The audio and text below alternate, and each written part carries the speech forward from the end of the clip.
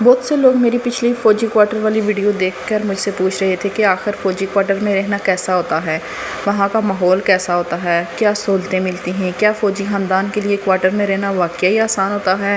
فوجی کوارٹر کا عرصہ کتنا ہوتا ہے، کتنے ٹائم کے لیے ملتی ہیں، کوارٹر کتنے ٹائم کے لیے ملتا ہے، کیا کوارٹر کا کرایہ بھی ہوتا ہے۔ تو آج میں نے سوچا کہ آپ کو ضرور کوارٹر کا خوبصورت ماحول دکھانے کے بجائے اپنے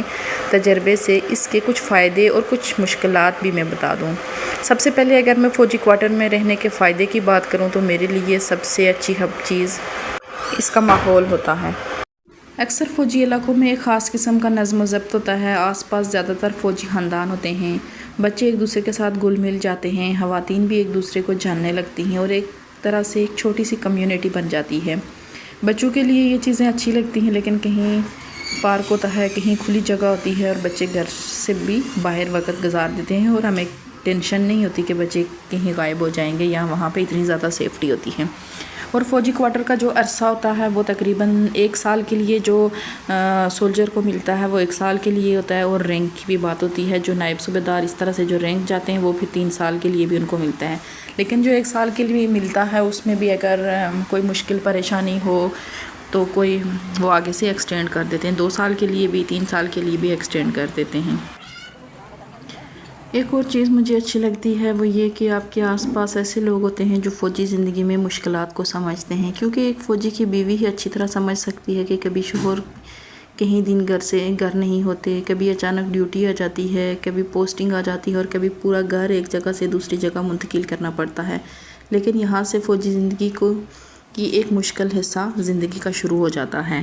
لیکن یہ ایک دوسرے کا بہت خیال رکھتے ہیں۔ کبھی فوجی صاحب کو ڈیوٹی کے لیے کہیں آؤٹ جانا پڑ جائے تو دوسری جو فیملیز ہوتی ہیں وہ بہت زیادہ خیال رکھتی ہیں، پانی لا کے دینا، اس طرح کے چھوٹے موٹے کام، بچوں کو اسکول ڈراپ کر دینا، اس طرح کی بہت زیادہ ہیلپ مل جاتی ہے۔ فوجی خاندان کی زندگی میں پوسٹنگ شاید سب سے بڑی حقیقت ہے۔ آپ نے ایک جگہ گھر بنایا، بچوں کے لیے اسکول شروع کر دیا، آس پاس لوگوں سے تعلق بن گیا، گھر کا ہر سامان اپنی جگہ پر سیٹ کر دیا۔ جب زندگی آرام سے چل رہی ہوتی ہے اور پھر اچانک پوسٹنگ دوسری جگہ آ جاتی ہے۔ اگر نئی پوسٹنگ زیادہ دور ہو تو شاید انسان کی سوچ ہے کہ کیسے سامان لے کے جائے، سامان اٹھایا اور دوسری جگہ شفٹ ہو گئے۔ لیکن اگر پوسٹنگ قریب ہو تو سامان تو ایک جگہ سے دوسری جگہ آرام سے شفٹ ہو جاتا ہے۔ جب پوسٹنگ بہت زیادہ دور ہو تو گھر کا سارا سامان بیچنا پڑتا ہے، اس کے لیے دوبارہ گھر بنانا پڑتا ہے۔ آپ نے شاید فریج، واشنگ مشین، کچن کا سامان، بچوں کا سامان، صوفہ، بیڈ وغیرہ ہر چیز لی ہوئی ہوتی ہے، لیکن جب پوسٹنگ بہت دور ہوتی ہے تو انسان بہت زیادہ مجبور ہو جاتا ہے۔ کبھی سامان اتنا زیادہ ہوتا ہے کہ انسان سوچتا ہے کہ اتنی دور لے جانے کا خرچہ بھی بہت زیادہ ہو جائے گا، اور نئی جگہ جا کر دوبارہ کچھ چیزیں خریدنا زیادہ آسان لگتا ہے، اور پھر بعض اوقات واقعی کچھ سامان بیچنا پڑتا ہے۔ یہ شاید باہر سے دیکھنے والے کو ایک چھوٹی سی بات لگے، لیکن یہ ایک عورت کے لیے جس نے مہینوں اور سالوں میں گھر کی ایک ایک چیز جمع کی ہوتی ہے، اس سامان کو جتنا آسانی سے بیچا نہیں جا سکتا۔ ایک ایک چیز کے ساتھ یادیں جڑی ہوتی ہیں۔ یہ صوفہ یہاں لیا تھا، یہ بچوں کے لیے لیا تھا، یہ الماری